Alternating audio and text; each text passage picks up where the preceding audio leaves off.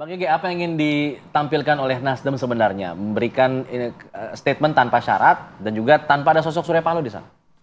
Oh ya, barangkali kemarin sedang sibuk atau nggak sempat ada ya. Gitu ya Bang Taslim. Ini saya dengan Bang Hashar Taslim ini sama-sama dari Sumatera Barat. Jadi tahu kapan waktunya pas ada atau pas nggak ada gitu. Oke. Mungkin lagi sibuk, gitu cara bacanya. Tapi yang menjadi menarik kan bahwa ini tanpa syarat. Ya. Jarang loh orang memberikan tanpa syarat itu. Berarti cintanya sudah bulat. Tanpa syarat, tanpa mahar juga kan. Pilkada itu di banyak tempat itu kadang-kadang suka ada maharnya. Kalau nggak disebut mahar, uang tiket, uang operasional dan lain-lain. Ini tanpa mahar, tanpa syarat. Bahkan sepenuhnya terserah Anies. Mau wakilnya siapapun terserah. Dan sebaliknya tadi Bang Pipin sudah menyebutkan bahwa untuk PKS dengan syarat, yaitu dengan Sohibul Iman. Ya aman jadinya gitu. Nah, artinya nanti sampai 22 Agustus kalau hanya dua ini, maka jadinya kalau secara metodologis pemikiran ini menjadi aman ya. Ya kan? Karena yang satu mengatakan dengan syarat, yang satu tanpa syarat. Yang menjadi menarik adalah kan dua ini yang baru memenuhi syarat ya. Untuk 106 kursi itu dengan 20%. Pada sisi lain, ini melahirkan pertanyaan yang lebih besar adalah, ini kan kuat ya, tapi lawannya siapa? Kalau disebut-sebut katakanlah dari Kim gitu ya, siapa yang akan dimunculkan? Karena kan seperti dalam tanda petik ada keluhannya PKB yang mengatakan kami sebetulnya juga dukung gitu ya. Tapi? Cuma kalau bisa ya wakilnya yang lebih ngetop, izin loh Pak Kang Pipin. Pipin ya. Bang Pipin, ini saya mengutip aja gitu. Nah, ada kemungkinan nggak nanti ketika misalnya head to head atau mungkin kalau tiga pasang, ini jauh lebih kuat dari pasangan yang dimunculkan. Sementara ini kan pasangan yang kuat karena PKS itu secara umum menguasai Jakarta ya dengan perolehan kursi yang paling tinggi kemarin. Namun ini kan ceruknya menjadi satu nih dengan Anies gitu. Yang seakan-akan dibutuhkan itu kan akan lebih baik kalau ceruknya dua. Yang diperoleh sekarang ini dari tambahan Nasdem. Dari hasil survei Litbang Kompas yang terakhir itu kan menjadi menarik bahwa preferensi pemilih di Jakarta itu antara lain ini ada dua yang menyatu nih. Pemilih yang memilih berdasarkan agama 75% loh. Yang memilih berdasarkan partai yang disukai juga 75%. Lalu di bawahnya ada berdasarkan suku 66%, lalu 63% berdasarkan kekerabatan.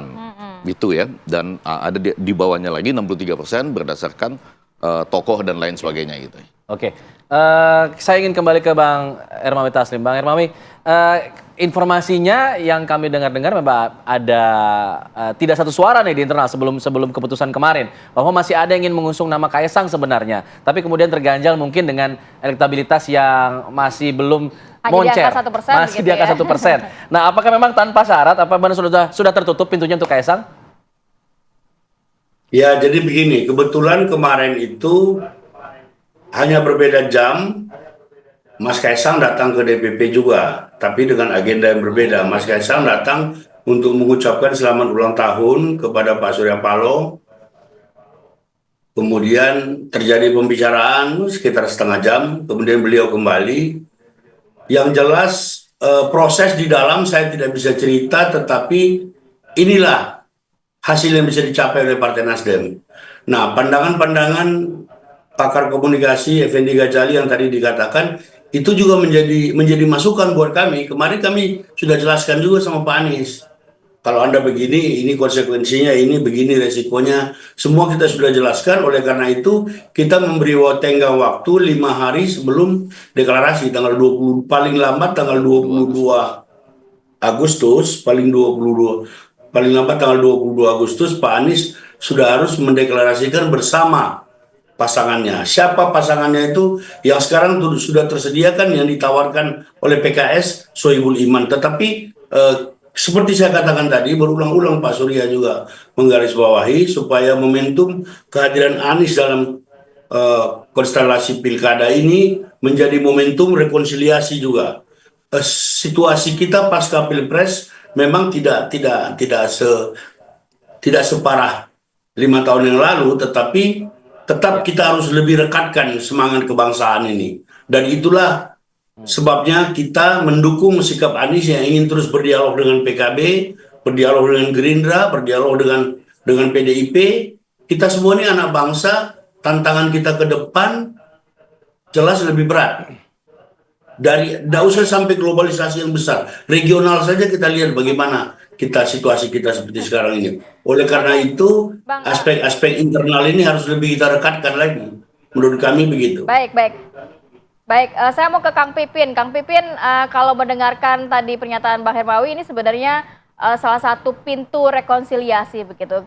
Dibiarkan saja nanti Mas Anies untuk berbincang dengan Gerindra, dengan PDIP, dengan partai-partai lainnya begitu.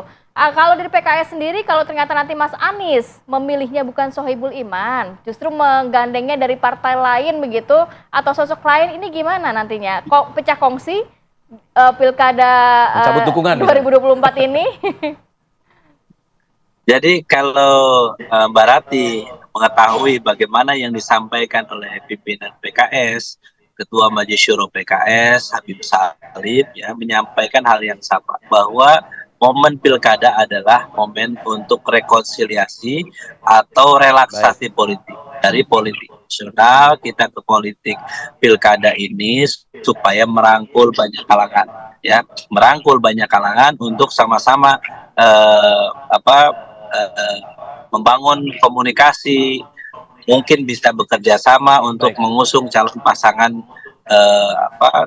gubernur dan wakil gubernur. Jadi bagi kami, PKS sebagai partai pemenang di DKI Jakarta, ya, melihat bahwa peluang komunikasi silahkan, tetapi tentu kami juga punya calon. Dan kalau dilihat dari rekam jejak kemarin, kenaikan suaranya PKB dan Nasdem di Jakarta sebetulnya lebih tinggi dibandingkan PKS. PKB itu 5 naik jadi 10 ketika ngusung Pak Amin, ya. Nasdem juga naiknya signifikan. PKS itu naik hanya 2 kursi di DKI Jakarta. Karena memang Jakarta adalah basis suara PKS. Jadi untuk menang itu minimal ada 2 syaratnya.